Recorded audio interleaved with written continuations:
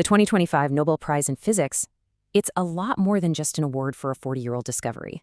You see, it's actually a huge signal for an entire industry. It's basically confirming that quantum computing is right on the cusp of industrialization. In our analysis today, we're going to unpack exactly why this moment is so critical. So here's the core idea in a nutshell. This prize gives a massive stamp of approval to the basic science. What that does is it dramatically lowers the perceived risk for investors, and really it acts like a starting gun for a whole new phase of commercial growth. So you have to ask the question, why now? I mean, why does this particular award for research done decades ago suddenly represent such a massive turning point for the market today? Okay, so here's our plan. We're going to look at 5 key areas. First, the prize itself as a catalyst. Second, we'll dive into the science, what I'm calling quantum cats. Then we'll look at the industry's awakening, the roadmap to making this all a reality, and finally, the huge strategic stakes ahead. All right, let's jump into part 1, the prize as a turning point. We're talking about the Nobel as a definitive catalyst for industrialization. So the prize went to Clark, Deverett, and Martinez for their groundbreaking discovery of macroscopic quantum effects. And you really can't overstate this. It's the highest possible endorsement for the mainstream superconducting approach.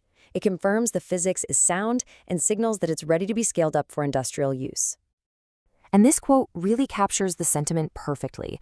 This is not a simple academic review, but an authoritative coronation of superconducting quantum computing technology, which has entered the eve of industrialization. So that word, coronation, is key. It's sending a message to global markets, to policymakers, that the fundamental scientific questions have been answered. The focus is shifting from if this will happen to when and how. Okay, on to part 2, the science of quantum cats. To really get the industrial impact, we first have to understand the physics behind it all.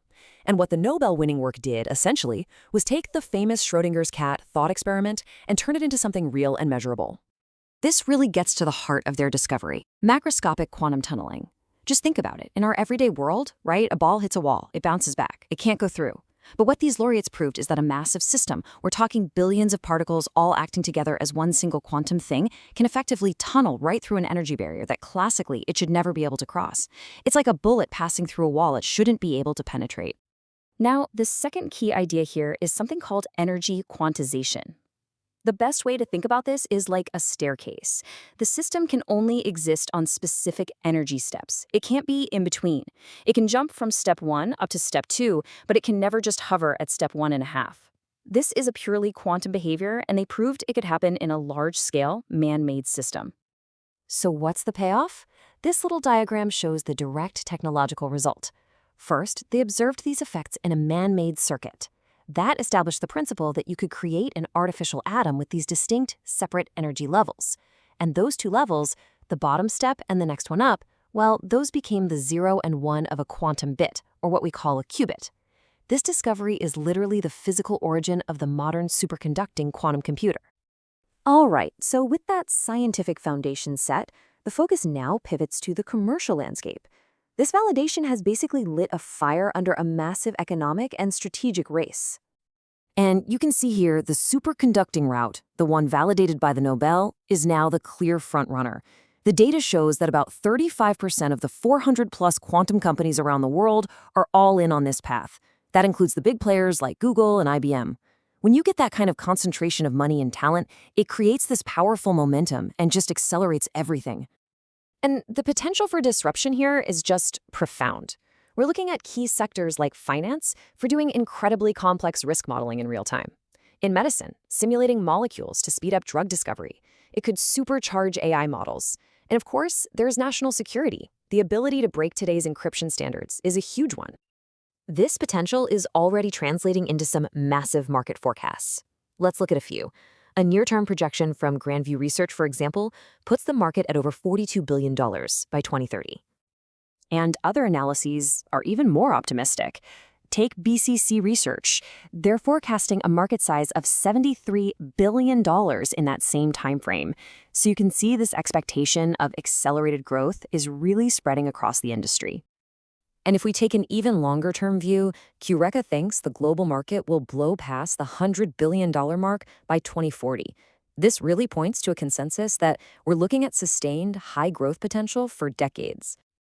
This kind of market potential has, of course, turned quantum tech into a strategic national asset. It's right up there with semiconductors and AI. What we're seeing now is a full-blown global race. Major economies are pouring billions of public funds into this, all trying to secure leadership, or technological sovereignty, or at the very least, self-sufficiency. Now, despite all this intense competition, the path forward isn't just a chaotic sprint to the finish line. There's actually a surprisingly clear, consensus-driven roadmap for development, and that helps everyone manage expectations. And this roadmap is really built on a foundation of key historical moments. It started with Richard Feynman's idea back in '81, then the Nobel-winning work in '85 that proved the principle. Then came Shor's algorithm in '94, which showed a potential killer app. And finally, Google's 2019 demonstration of what they called quantum supremacy. So the industry now pretty much agrees on a three-stage plan. Stage 1, achieving that quantum supremacy on a very specific niche problem. That's done. We're now squarely in Stage 2, what's called the NISQ era. That stands for Noisy Intermediate Scale Quantum. The focus for the next 5 to 10 years is on using these imperfect computers to solve actual practical problems. Stage 3, which is the ultimate goal, the fault-tolerant universal quantum computer, that's still likely more than a decade away. Understanding that roadmap is absolutely crucial for navigating the final piece of our analysis today, the high-stakes risks and the strategic opportunities that are now on the table. Because let's be clear, the path forward isn't guaranteed. There are some significant headwinds. We're talking about major risks like technology path that might need to change, uncertainty about when we'll actually see commercial products, huge engineering bottlenecks in things like error correction, not to mention market volatility, geopolitical risks, and a serious shortage of talent. So from a strategic point of view, the ecosystem is kind of splitting in two. On one hand, you have a core focus on foundational hardware. This is the classic selling shovels in a gold rush approach, supplying the critical components like chips, cryogenics, and control systems. Then you have what you could call a satellite focus, which is all about the application ecosystem. This is the finding gold part, developing the software and the solutions that will actually run on these incredible new machines. So look, the Nobel Prize has effectively fired the starting pistol. The science is now validated, the roadmap is pretty clear, and the global race is definitely on. This leaves us with one final and, I think, crucial question. As this technology matures and starts to solve problems that were once considered unsolvable, what monumental challenge, whether it's in medicine or climate science or materials, what should humanity tackle first?